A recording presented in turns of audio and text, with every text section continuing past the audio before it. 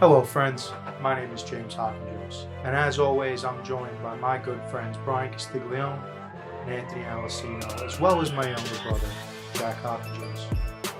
On this show we're all about parlays, overs, unders, spreads, and money lines. Ladies and gentlemen, this is Parlay-Vous.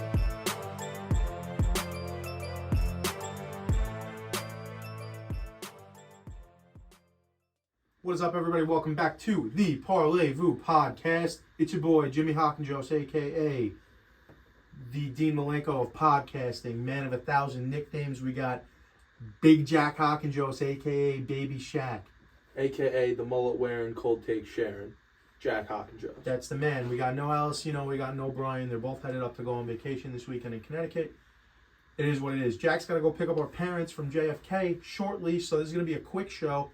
This was the alternative to me going by myself, and if I went by myself, we're talking 20 to 30 minutes. This is going to be a little longer than that today, but probably not much longer. We're going as quick as we can, just the picks, just the fucking facts. Thursday Night Football. Games tonight, couple hours. I rest on my laurels where I said on Tuesday, I do not think I will bet this game. I still feel that way. If anything, possibly a small sprinkle on the Chirac Bears. Money line, I believe it's plus 215, plus 220 around right now. We're getting there. If DraftKings wants to load up. But money is going towards the Bears right now. The spread is moving. Here's my thing about it. We said this on Tuesday. Washington has seemed impressive. I'm not putting too much stock into what we saw in the game against Philly last week because I don't think Philly's been that impressive, really. I really don't think they've been that impressive. It seems like the league has kind of figured out how to put the bottle cap on the Jalen Hurts rushing attack.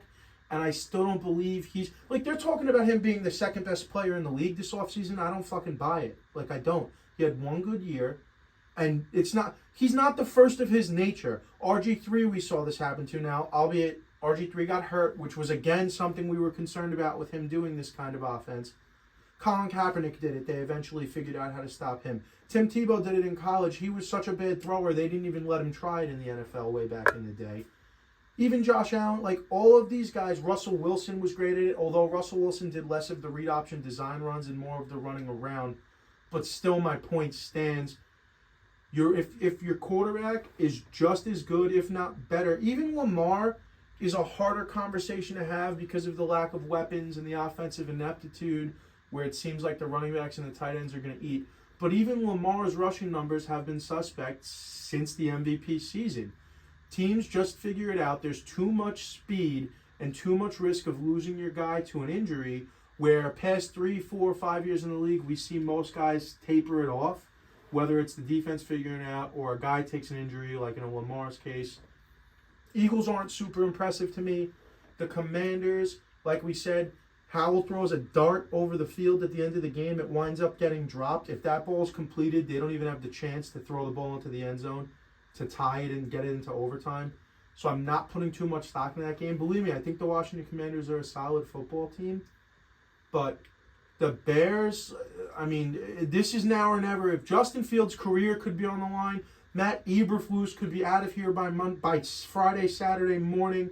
This could be a total shut it down, possibly move Fields this season and just let's think about it this way. If they can move Fields to a team like Atlanta or to another team that needs a quarterback that isn't that great, they could very well possibly be in a situation where they're picking 1, 2, 3 come April. As it stands right now, I know we're only a quarter of the way into the year. As it stands right now, if the draft happened tomorrow, the Bears are picking 1 and 2. They own the first overall pick. They own the Carolina Panthers first-round pick, which currently sits at 2. They're the only 2 teams that haven't won a game yet. The Bears have a situation where they can put themselves, if they lose poorly tonight, or God forbid give up another 14-point lead, 21-point lead, and lose a game to a team that's not elite, we could be looking at a situation where everything gets shut down. Eberflus is gone. GM might have a shot to stay. He might also be gone. And we'll just shut down Justin Fields. We'll shut this shit down. We'll move on to Caleb Williams and Marvin Harrison. Hey, man, listen, it is it's as much of a shit show it is to watch, or for us as fans, as much of it isn't enjoyable. this is actually a game that has a lot of impact on these, I would say, both franchises at this point. Washington Commanders 2-2 at the moment. Kind of in the middle of the pack right now.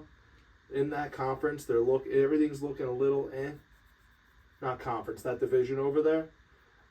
Commanders, if they figure it out, they could wind up walking out with a wild card spot, but we're a little too early in the season to see it. That being said, though, let's keep the focus on Thursday night here. I believe that this is not like this is going to be a low-scoring agenda. No, this game... You think this is going to be the case of a Thursday night matchup where it's two shitty teams and it winds up being entertaining? Yes. Because 100%. Yeah. So, here's the thing. Justin Fields I'm not worried about because he's going to do what Justin Fields does, and he's going to ball out against shitty defenses. And the Commanders' defense is a little shaky.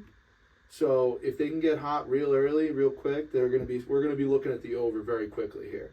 So the action I put in, here's my action I got on the game tonight.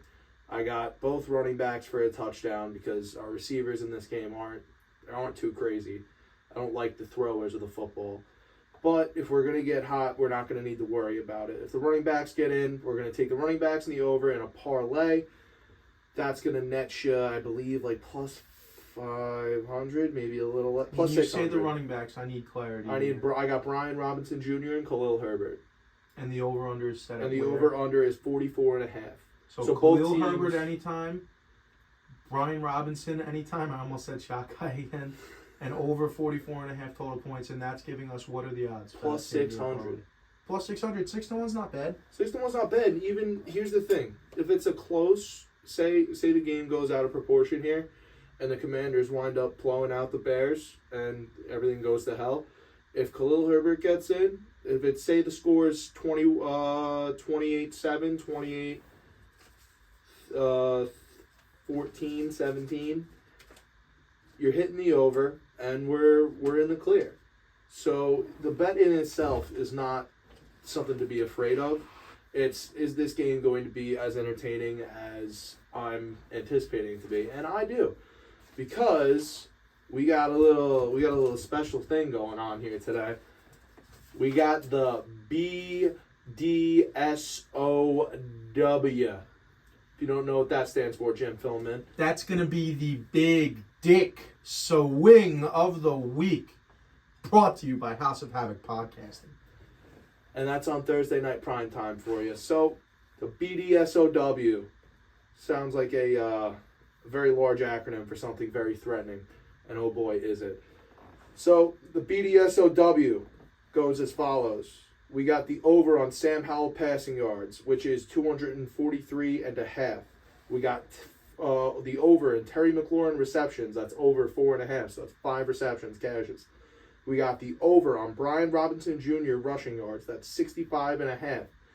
So 66 cashes. We got over 200 alternate passing yards for Justin Fields. We got over 47.5 for Khalil Herbert rushing yards. And we got a Cole Kmet touchdown. Cole Kmet gets in. That parlay, 6 picks, 6 legs, gets you to plus 5,500. And with DraftKings, they gave us a little 50% Thursday night boost because who the fuck wants to watch this game? Or gamble on it. Yeah, therefore, they gave you the 50% boost. I threw that on here. We got 5 to pay. The total odds come out to 8,250. And the wager is 5 to pay 417.50. I love it. It's the BDSOW on prime time, baby. I fucking love it. Brought to you by Amazon Prime. Not really. Not really, but you know, we can try. The game's going to be brought to you by Amazon Prime, though. So that's Thursday night. Like I said on Tuesday, I mean, I'm going to watch it, sure, but I see myself turning on something else very quickly after. Maybe I do a 2 TV thing. I have the game on one, something I actually care about on the other. And I'm just going to relax, get ready to swing into the weekend here.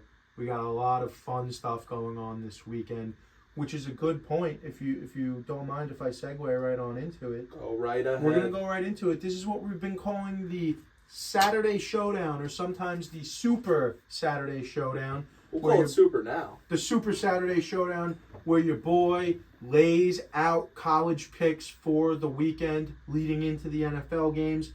Going into last week, your boys 6-2-1. Here were the picks. We had Utah versus Oregon State, under 44.5, cash. We had Penn State versus Northwestern, Penn State minus 27, backdoor cash. Didn't feel excited about it, but we wound up getting a backdoor cash. They get a late interception towards the end of the game. They didn't look great early on. I was worried. Last minute interception towards the end of the game. Backup quarterback comes in. What are we going to do with the backup quarterback? We're going to run it? No, wrong. 20-plus yard sling to the end zone to cover versus Northwestern. And the final pick of last week, we had Texas versus Kansas. I had Texas laying the 16.5, and you bet that covered. Here we are. That's 3-0 on the week. We've moved to 9-2-1 so far this college football season. Unfucking wavering right there. So let's go. I feel just as confident this week coming into it. First game we're looking at here for this Saturday. We have the Colorado Buffaloes led by Coach Prime and his son Shador taking on the Arizona State Sun Devils. This one's really simple for me. Colorado's coming off of 2 straight losses to top 10, arguably could be top 5 teams by the time it's all said and done. And I believe that they are going to get back on track and get right against an Arizona Sun Devil team that has lost 4 straight. They're putting it together, Arizona State. They're a little bit more improved than they were last year, coming off of the removal of Herm Edwards a couple of years ago. New head coach, getting his guys in, moving on the system, getting the system going here. But they've lost 4 straight to rather pedestrian competition. The line right now is Colorado minus 3.5. That's the line we're taking, and I'll play it to minus 5.5. Next matchup here, we have the Maryland Terrapins versus the Ohio State Buckeyes. The Terps are 13th in offensive EPA in the country, which is just 1 spot ahead of Ryan Day's Ohio State offense. For those of you who don't know, I've been throwing stats like this out, especially for college football. EPA, that's expected points added. So EPA is an advanced metric that has to do with where you're snapping the ball from, where you are in position. Like once you're at the 40-yard line, the EPA should be plus 2.5. And then if you wind up with no points, you wind up getting a negative number. That's kind of generally how EPA works. The Terps, the Maryland Terrapins, they're currently 76th in EPA per rush attempt on defense, but they're 9th in the country in EPA per pass attempt on defense and have only given up 5 passing touchdowns all season in 5 games. 5 passing touchdowns in 5 games. We're going to go ahead and we're going to mix that with the fact that Ohio State first-year starter Kyle McCord has looked shaky at best this year, as Ohio State quarterbacks have. C.J. Stroud's first year was in the beginning. When Justin Fields first took over, it was a little in the beginning. It takes a little time for these guys to get it going in the right direction. Mix that in with the fact that Ohio State top running back Travion Henderson, who will be going in probably the first 65 picks of the 2024 NFL draft, could make a case to be first running back drafted by the time it's all said and done. He's been dominating on the ground in college football this year. So mixing the fact that Kyle McCord's been struggling, their passing attack might not really be able to get it going against this Maryland passing defense, which is loaded with NFL talent on the back end in the defensive backfield, namely safety Bo Braid. They're going to struggle to pass. They're going to want to lean on the ground game. To his little brother, Talia Tagovailoa, starting quarterback at Maryland, is leading the most explosive passing attack in the Big Ten currently. They're leading the Big Ten in most major statistical passing categories. I believe that 20 is too high. The pick here is Maryland Terrapins, plus 20. I'll play it to plus 18. I like that. I'm going to tail on that. So Ohio State, aren't they the only team to have they're undefeated right now, no? Believe so, but they got away with one against Notre Dame 2 weeks ago. So they're undefeated, and they have yet to cover the spread of the season. Yeah, both teams are currently undefeated. Both teams super explosive. Maryland explosive through the air. Ohio State explosive on the ground. Final pick. Little Pac-12 after dark for you. I've been preaching this to these boys. If you listen to the show, you know. I'm a big college football guy. This year I decided I'm going as balls deep into college football as I have been since I was about 16 or 17 years old. The rest of the fellas on the show, more NFL based than college. I've been telling them for a year and a half now. Pac-12 after dark. We need to enjoy the Pac-12 while we still have it. Enjoy these next 6 or 7 games or so, because as we all know, the Pac-12's gone. There's only 2 teams that haven't left yet, and it's not going to be the Pac-2. The Power 5 shrinking, going to become the Power 4 conferences next year. Let's enjoy Pac-12 after dark while we can. We got the USC Trojans taking on the Arizona Wildcats. Late night matchup. I believe it's 10:30 Eastern. Yeah, 10:30 Eastern. I believe that's 7:30 Pacific kickoff in Los Angeles Stadium in California. The Pac-12 has always been a conference that's known for its explosive plays, for its shootouts, for its high-volume offense, and it's not much of an ability to give a fuck on defense most of the time. USC Trojans, they currently average 53.6 points per game while allowing 24.2 points per game on defense. The Arizona Wildcats themselves average 27.6 points per game on offense while allowing 19 points per game on defense. Here's the thing with that number 19, though, Jack. That number is a little skewed, in my opinion, when you look at the competition that Arizona's played. They've played Northern Arizona, who only was able to come up with 3 against them. They played UTEP, the University of Texas El Paso, who was only able to come up with 10 points against them. And the Stanford Cardinal, who was able to put up a respectable 20. Arizona got out of there with a 21-20 victory over Stanford, who is not a very good team this year. However, when they play the 2 more respectable teams they've seen so far on their schedule, Mississippi State scored 31 on them, and Washington hung 31 on them last week. The play here is over 71.5 points in this matchup. Pac-12 after dark, we love to score points. Caleb Williams throws the ball all over the yard, and their defense is susceptible to giving up points. Like this is the reason why the 21.5 point spread. I wanted this to just be USC minus 21.5, play to 23 and move on, but I just don't know if they will. I do feel like points are not at a premium this week. 71.5 doesn't scare me. Take the over there. Those are the Super Saturday Showdown picks for Week 6 in college football. Fuck yeah, brother. And guess what?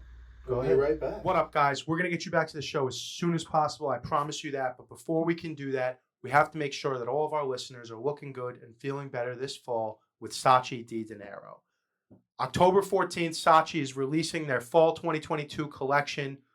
You want a hoodie that's nice and comfortable. You can wear it out when you're running errands. You can wear it out to the bar. You can wear it maybe when you're going to pick up a date. Whatever you want to do this fall, Saatchi's got you covered.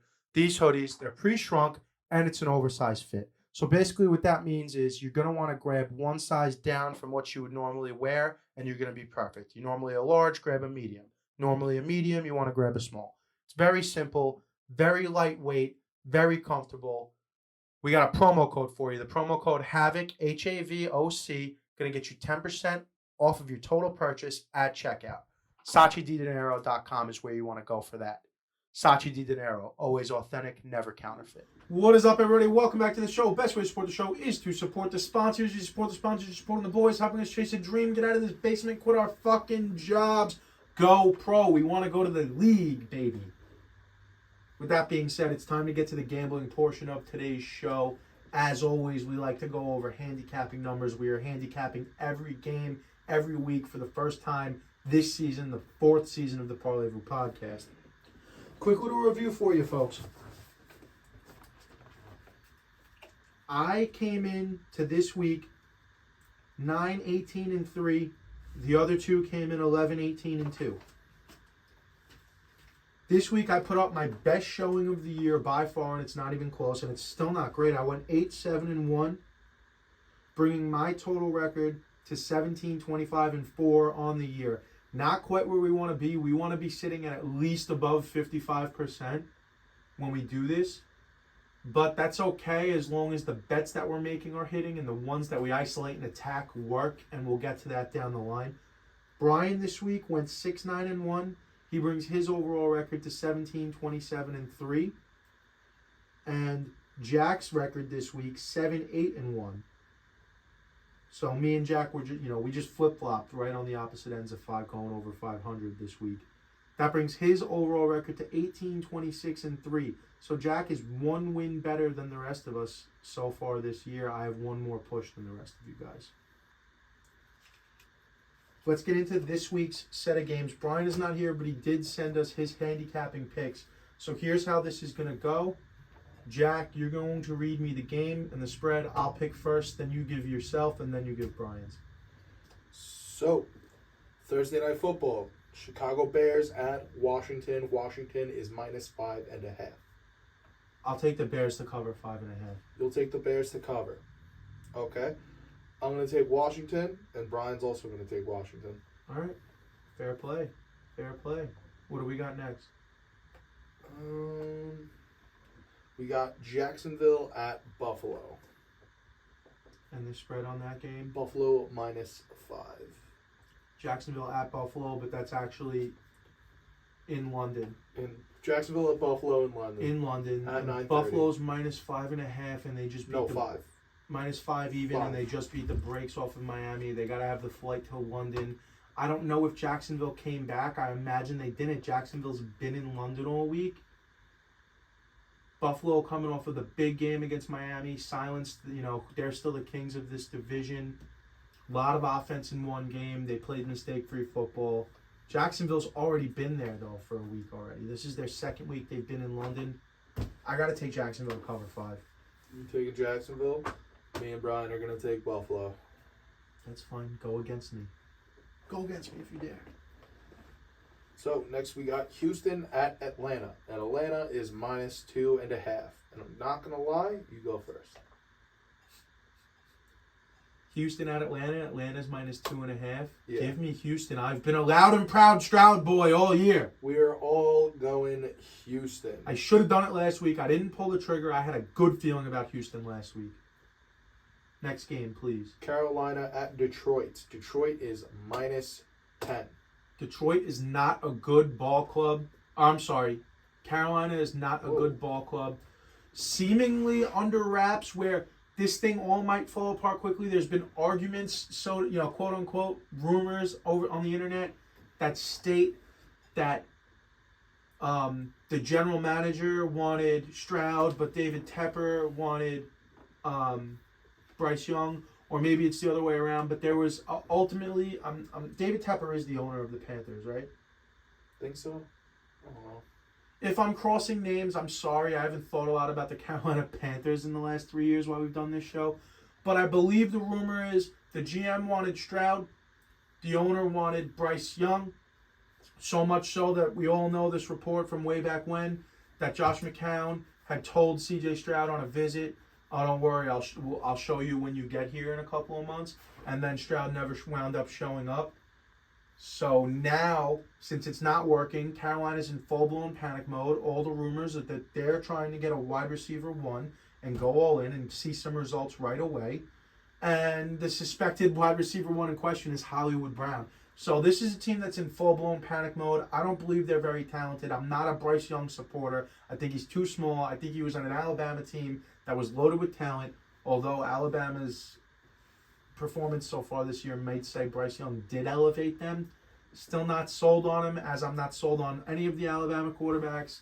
Give me Detroit, laying 10. We are all going with Detroit. And do me a favor real quick. Can you elaborate on what you just said, the suspected number 1 wide receiver? Did the Panthers trade for The Panthers are rumored to be aggressively pursuing a number 1 wide receiver caliber player to get in with Bryce Young to make this thing happen now, which is fucking weird because they just traded away wide receiver 1 DJ Moore. It's weird to me, dude. Now, was Moore involved in the trade to get Bryce Young? Was that how they got that pick? Yes. It was, right? Yes. What are you going to do, I guess? You can't have one and not the other. I don't know. There's other tradable pieces on that team.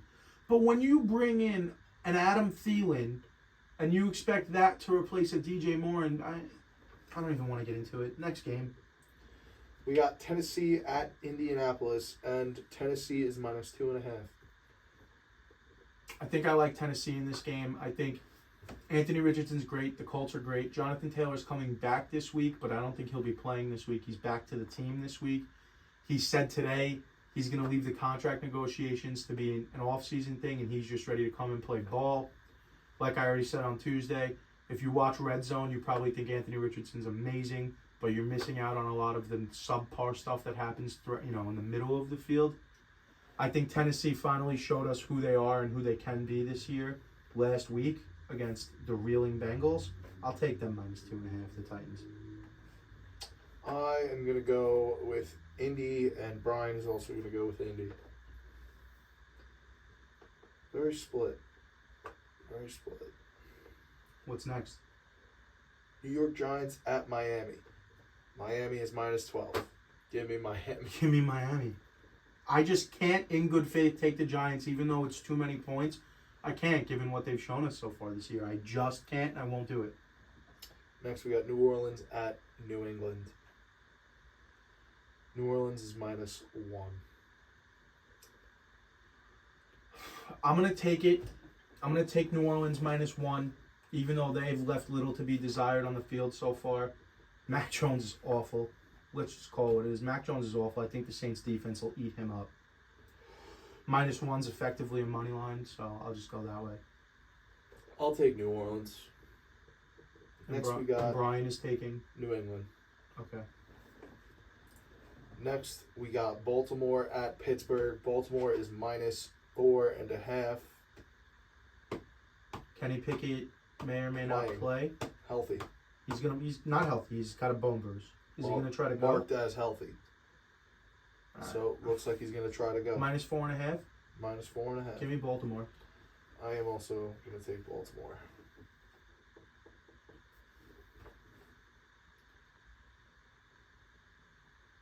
Next. What about Brian? Brian's also taking Baltimore. Sorry. Okay. I wrote his picks down on the sheet, and I'm just like not thinking. You just got it. The rest of the viewers, the viewing audience, they can't hear or see the sheet. Yeah, I know. It's all good. I'm just saying. We got to stay on it. Next game, please. We got Philadelphia at the Los Angeles Rams. That is Philly -4. Philly at the Rams. Philly -4. Cooper Kupp is definitely going to play this week. If you watch the practice tape, it seems like he's ready to go. Give me the Rams. I'm going to take the Rams as well. Brian's going to take Philly.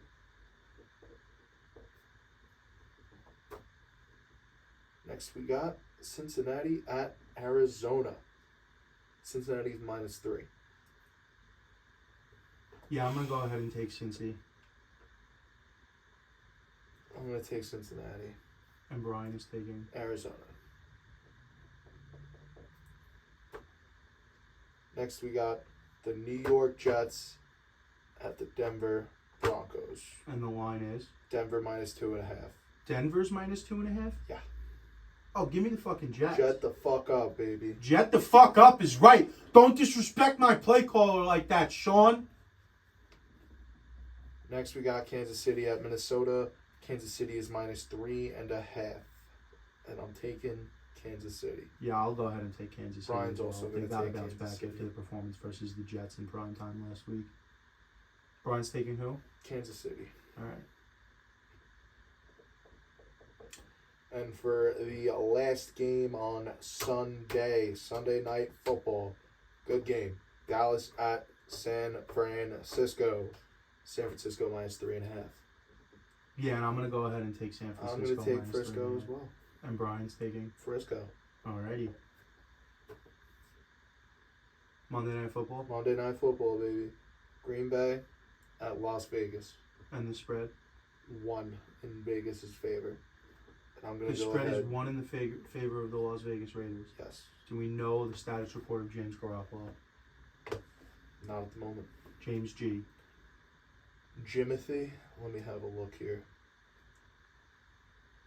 Because if Jimmy G plays, it does sway it for me because, and I mean, Aiden McConnell, I don't know, did he impress you last week? He didn't really impress me. I don't know how much it changes, but the defense probably can give Jordan Love some struggles here.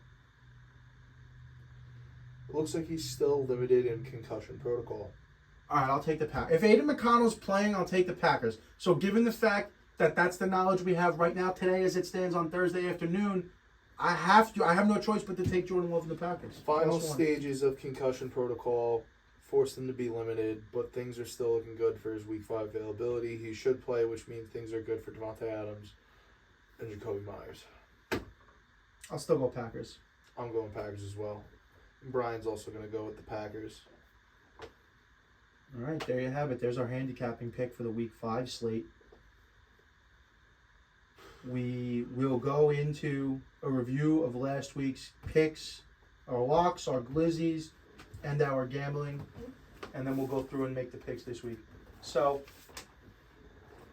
your boy locked up KC -9. Who knew Zach Wilson was going to show up and play some ball? Got a loss there. I did lock the Chargers -5.5 and Jaguars -3. Those both covered. I went 2 for 1 on locks. Brian locked Miami +3.5, the Chargers -5.5, and the Giants -1. So he went 1 for 2. Jack, you also locked Miami +3.5. You locked Indianapolis +1, which was a not cover, right? Not cover. And Pittsburgh -2.5. They got the Bulls beat off of them. You went 0 for 3. It's all good. Me and Brian both had New England as the Glizzy God pick of the week. See, we all got our balls beaten off. And then, but you had Chicago as +3 as your Glizzy God, which is a tough fucking pill to swallow, dude. Up 21-7 at one point, could have been 28-7 at one point before they ultimately fell 34-28 final score. Yep. Fuck you gonna do? As a whole, if you don't know by now, now you do know. Every week we take 1,000 fictional dollars, we spread it out however we feel across the board. We came into last week down -$890 on the week. The picks were as plays. New England money line 100 to win 225. We lost 100 there. Chargers -5.5, 300 to win 270. We're back up 170. Then we had a parlay, Pitt -2.5, parlayed with the Miami money line, 100 to win 324. We're down to up $70. Right? Oh, yeah. Did I do that? So $100 parlay. Yeah, we lost 200 against the $270 win. We're up $70, right? Yep. So then we had Minnesota -4.5. We put 250 to win 223, which puts us at $303. No, $293. 293. Right. I thought we were up 70. We were up 70 plus 223. I thought you said 233. 223. So we're 293. 293. And then we put $250 on the Baltimore Ravens money line at +124 to pay back $310, which brings us to $603 of a win on the week. 603 win on the week. We won $603 this week, which is very good, very exciting. Always feels good to be in the positive. But we're still digging ourselves out of that initial week 2 hole that we put ourselves in. So now where are we Our at? total bankroll is going to be down $287. We're -287 so far through the season. Let's go ahead and look at this damn thing. I'm going to need that clipboard in your hands, Jack. While I'm looking at that, go ahead and read off Brian's locks on the week. So Brian's locks this week. He's got the Chiefs, the Jets, and the Bills. For his spreads, he's got the Texans, Ravens, and Niners. And his Glizzy God of the week is the Arizona Cardinals. Okay. So, you know what I'm going to do here? Before we, I'll write something down in a minute here. I'll give you my locks right now in a hot minute. Just give me 1 second to really lock down a third here. Alright, well, I'm going to be writing on the back of that sheet. Yeah, I know. That's why I want to lock up my third lock really quick.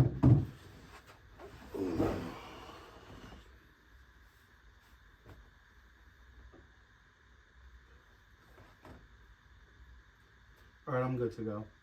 So there you go. I'm going to give that to you. You can flip that around. I'm going to tell you what I like. You ready? I'm gonna give my locks out right quick. Por favor. Well, we can't have all this dead air while you're deciding, so I don't know if you want to. So you know what? Let it rip. Yeah. So my locks this week, I'm going to go ahead. I'm going to lock up the Jets +2.5. Give me the Tennessee Titans -2.5. Give me the Detroit Lions -10. You said that spread was? Correct the move. Give me the Detroit Lions -10.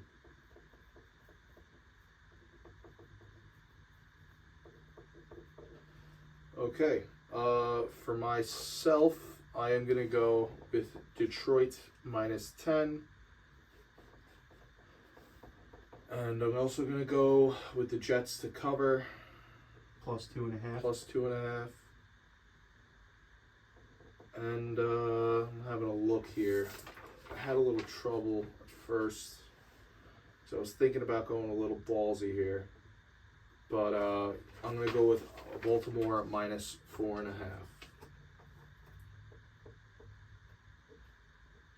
I don't mind it. And we said Brian's Glizzy God was the Cardinals, right? Correct. Brian's Glizzy God is the Cardinals against the Bengals. I guess he's really down on Joe Shiesty.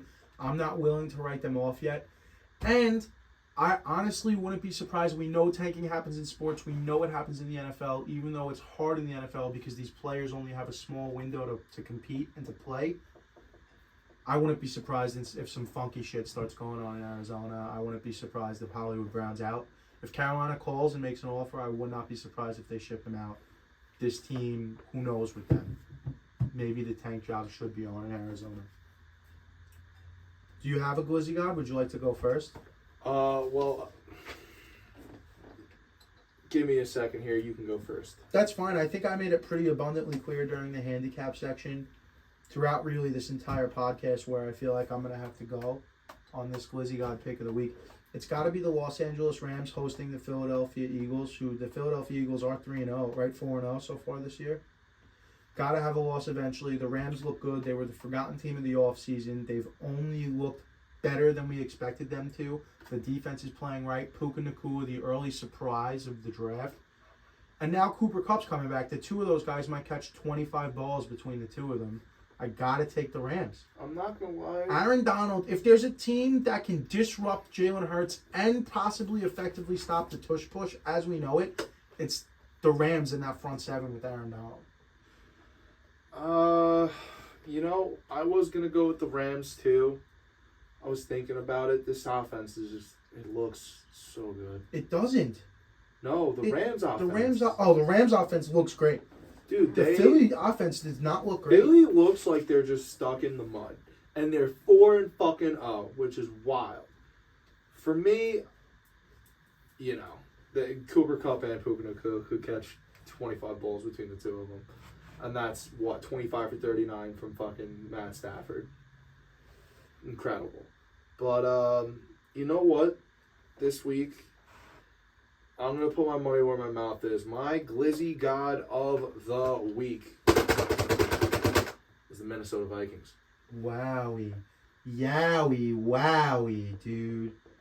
In the words of the late, great Wyndham Rotunda, a.k.a. Bray Wyatt, yowie, wowie, bro. Minnesota, huh? Yeah, dude. Interesting. Hosting the Kansas City Chiefs. Minnesota looks like fucking dog shit right now, and I'm not going to lie. If the spread's only 3.5, we've been given the spread on the Glizzy God. Minnesota, if they don't fucking turn it around, Kirk and Jettas are leaving, dude. Bye-bye. Well, Kirk's probably definitely gone, but Jetta's a different conversation. Jetta's probably gone. They got Jordan Addison to build around, who they believe is going to be their next stud.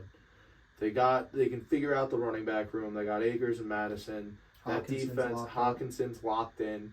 That offense, it's ready for a lock and reload. That's what it's looking like here. And I'm not going to lie, little fucking prediction here for you. If the fucking Bears lose tonight, Justin Fields is a Viking. Yeah, dude. This season or in the offseason? This fucking season. I don't know about all I that. think Kirk's going to the Bears. They rent him out. The Bears fucking blow up the season. And the Bears starting roster next year includes Marvin Harrison Jr. and fucking Caleb Williams. Very interesting. It's very interesting. Or it includes Marvin Harrison and one of these quarterbacks. While we were talking, I know we're not anymore, but we were just talking about the Rams. A little bit of fantasy for you fellas. A little bit of fantasy advice, even though I know we've moved away from fantasy this year a little bit, because it's all about the gambling. Here, let's give a little Rams fantasy football advice to owners out there. When speaking of one, Kyren Williams. He's a must-start. He's currently a must-start, but that's not where we're going here.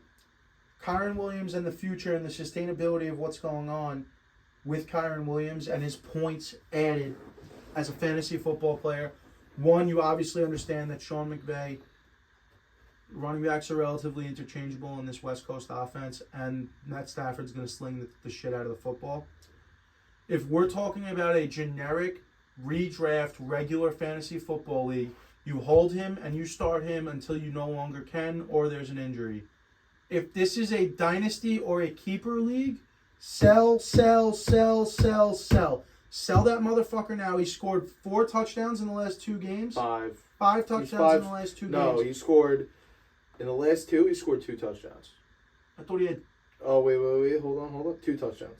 In the last 2? Yes. What about the last 3? Last 3 he scored 1, 2, 3, 4. He scored 4 touchdowns. 3. Okay, so because I know he had a 2 touchdown game. Yeah, 5 on the He had 2 touchdown games, didn't he? Yes. Last week and week 1. Last week and week 1 were his 2 touchdown games? Oh, hold on here. He has 3 2-touchdown games. 3 week 1, 2 week touchdown 2, games. week 4. Week 1, week 2, and week 4. We haven't started week 5 yet, and through the first 4, he has 3 2-touchdown games. Trade this man now, especially if it's a dynasty league. You go find a team that's trying to win or trying to put themselves over the top, that might have a weakness at running back, that might have 2 solid starters but not much on their bench, and you go poach Kyron Williams now. You sell him off to the highest bidder, and you know and you what? Don't look back. You don't look back because you fucked them over for a fucking first-round pick. And that's what you do. First-round pick plus if you can. First-round pick plus if you can. It's getting a little shaky right now. You try to in the market. oversell him to somebody who wants that touchdown value and does not care about the downside because they're desperate for running back help. There's my fantasy advice for week 5. Listen, we're just going to break down the stats for him real quick. Over the past 4 weeks, he was running back 9 in week 1, running back 2 in week 2, running back 28 in week 3, only had 8 fantasy points, no touchdowns scored, 10 rushing attempts for 38 yards, 7 targets for 2 catches for 27 yards. Guy can catch the football? Not really. He's proven that he can catch the ball a little bit. Week 2, 6 for 10. 6 catches, 10 targets, 48 receiving yards, 14 rushing attempts, 52 yards. I believe that's the century mark right there. And you're obviously going to be able to sell whoever you're trading him to on the fact that Cam Akers got sent out of town for a bag of potatoes. And there's no clear person that's going to come take that role from him yet. Yet being the key word here. There's more running back help coming to LA. Whether it's this season, whether it's a guy in the practice squad, whether it's a trade, a signing, whether it's a draft pick next year, more running back help is coming to LA. So if you're in a long-term league here, sell. I'm telling you, the value is going to die off on Kyrie. And then what you do next year, and you stock up on them 3rd and 4th round picks if you want, because if you're a top end team, you go look at the other fucking running back that the Rams are going to draft. Go get yourself Travion Henderson. I just said he might be the first running back drafted in the NFL draft next year. For me, my thing is I have a bunch of 1st and 2nds this year. So I'm looking at guys like I'm looking at Marvin Harrison, I'm looking at Caleb Williams for my team. And I'm also looking at Travion Harrison. I'm looking at a bunch of guys. I'm looking at Drake May. I'm looking at the running back from Michigan. His name is skipping me right now. Blake Corum. Would have been a top back selected in this past year's draft if he didn't tear his ACL.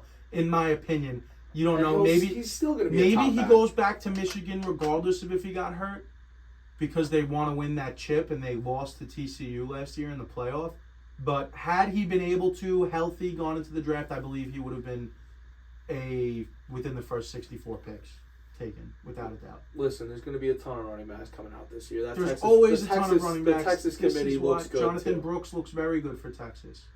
It's Jonathan Brooks and it's who else? It's another guy. There's a committee going on. C.J. Carter maybe, but he's a true freshman. He's not coming out anytime soon.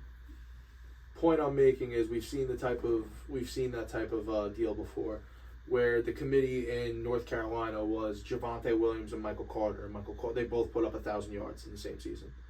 So do yourselves a favor in the fantasy realm while we're still here, while we briefly touch on it. Go and give yourself a look at college football. If not for the Saturday Showdown picks, but for fucking, give yourself a little dynasty perspective. Look at the Saturday Showdown too. maybe throw a little prop bet together for these guys, but I don't know if you can do that. If you want to throw a prop bet together, and I'm not positive on the prop bet rules with college football, specifically in New York.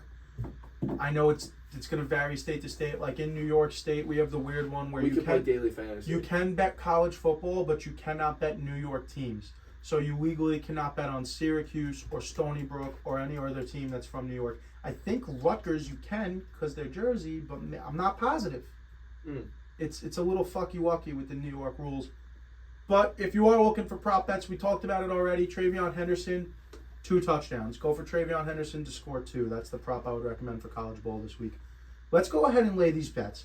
We're minus 287. So go ahead and get our paperwork ready here. Get your DraftKings calculator ready. So I don't think I'm speaking out of school since all 3 of us had it as a lock.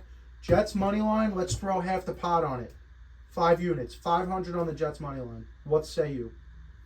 I'm not opposed. It's the Nate Hackett Bowl. The Broncos. This Broncos running defense sucks. You want to talk prop bets? You want to talk prop bets? This Broncos running defense sucks ass. Give me Brees for 100. I think they're giving up the second most rushing yards per team per game, but I could be wrong about that. But Brees Hall is off the pitch count. Whether that means he gets more snaps or not, we don't know because we know they want to get Cook and Michael Carter both involved in the offense. But from this point going forward, Brees the Beast is off of a pitch count, hasn't scored yet, had a couple of near touchdowns already. Take him to score a touchdown for a prop bet. I think we should shove. Let's go 500 Jets money line. They will not lose this game. You know what? I'm in. And Brian, considering you have the lock, you get overrided here. So we're going to go for the 500. DraftKings is slow as fuck. But also we are coming towards game time, so lines are changing. We're almost there. Jets plus 114 on DraftKings. 500 is going to net us 570. Without getting the 570. Placed bet is 500. Total payout is 1,070. Right. So 570. So go ahead and write that down. 500 to win 570 New York Jets money line. We got 500 more to play with. I'm kind of into the idea of going 250 and 250, both on straight up bets. Let's not do any parlays or anything silly this week. Are you in? You want to do straight bets? Two $250 straight bets. I could ride, and you know what? I think one of those should be the Detroit Lions. I think it should be 2. We all have the Lions. Brian does not have the Lions in his lock here. Brian doesn't. I thought he did. No, he does not. But we do. He's got the Chiefs, the Jets, and the Bills, and I took Vikings as my glizzy god. I know. So we'll stay away from the Chiefs-Vikings game because I honestly picked the Chiefs too there. That being said, I'm cool putting 250 on the 250 to pay 223, right? Should be something like that. 250 to pay 223 on the go have a look. Detroit Lions minus 10. Go and have a look see at that if I can fucking find it. Minus 108, so 250 is gonna bring us back 481. So that's what's 481 minus 230, 231. 231. So bring us back 231. 250 to bring back 231 on the Detroit minus 10. I know I'm being selfish here because it was my glizzy god and your glizzy god's going against us, but how do we feel about the Rams money line here? Why don't we do this? Brian's glizzy god was the Cardinals. I don't feel great about the Cardinals, and he's not here to talk us into it. So why don't we go? I don't feel amazing about Minnesota either, but why don't we go Minnesota, Rams money line, sprinkle a hundo on it. Hundo each? And then No. We're going to money line parlay it. We're going to parlay the Vikings and the Rams money lines. Vikings, Rams money line parlay. We'll throw a hundo on Hundo. 100 Vikings, Rams. Money line parlay? Money line parlay. And then I'm going to need you to go ahead and calculate that for us here. While you're doing that, I'm trying to think. I really like Tennessee. We got 150 left. We got one more bet. I really like Tennessee. I don't love the Bills. Not a fan of the Bills. I get that. I get it. But Brian's got them as a lock. That's the thing here. I know. I'm wondering if there's a possibility that Brian didn't know this game was in London and Jacksonville never left. So that parlay is going to bring us 585. Plus 585. So It's, yeah. plus 585. Vikings, Rams, moneyline parlay, 100 pays us back 585. I'm into it, lock it in. We got 150 left to play with. I've been steering the ship here. Is there anything you like that you don't like? Don't say something you already know I'm actively against. But what do you like? Put 150 left. I think we put the rest of the 150 on the Niners minus 3.5. I'm into it. Yeah? Yeah, I'm into that. Locking it in? Yeah, 150 on the Niners minus 3.5. I'm into it, but there are definitely ways that I could see the Dallas Cowboys fucking this game up for them. I think these boys can definitely get to Brock Purdy, and we haven't really seen what happens to Brock Purdy when he gets dominated.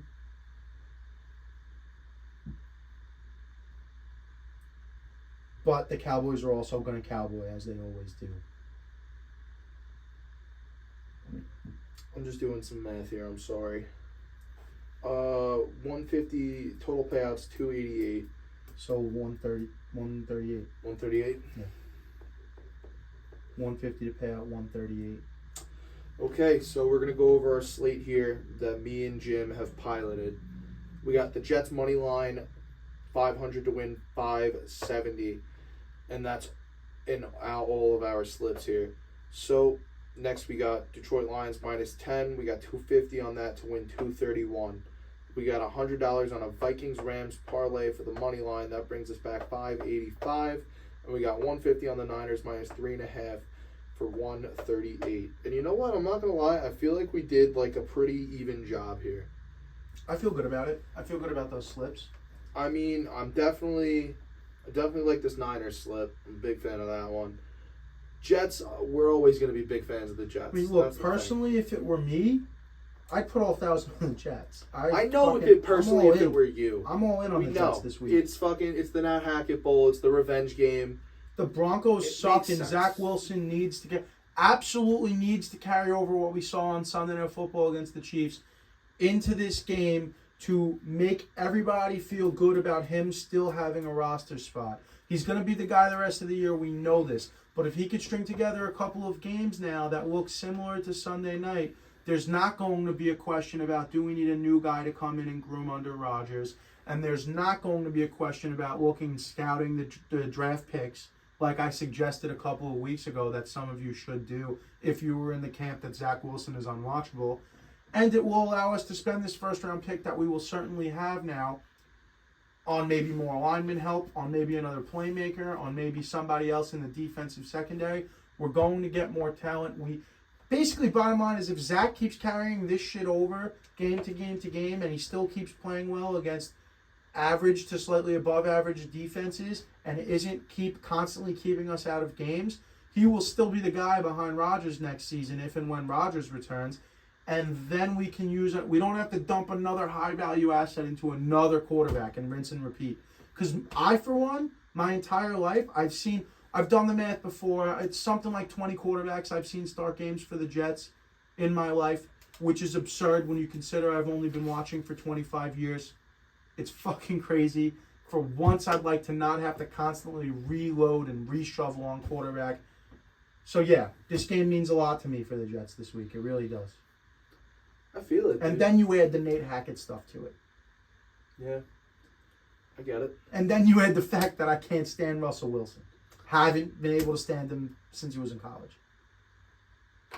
It's a big game for you. I get it, man. Big game. That's the show. You got anything else to say before I close this out here, champ? Let's go Vikings, dude. Let's go Vikings. Let's go for you. Let's go Vikings. Let's go Rams. Skull Vikings. Let's go Rams. Let's go Rams for you. Let's go Rams. Skull Vikings. We're brought to you by House of Havoc Podcasting, Sachi Di Dinero, Stay Thirsty Company, Justin's Chop Shop of West Hampton Beach, and Dino Skate Park. Peace out. Stay motherfucking tuned. And shout out to the Long Island traffic. I can't wait to beat the fuck out of someone in traffic tonight. Let's go JFK, baby. Shout out JFK.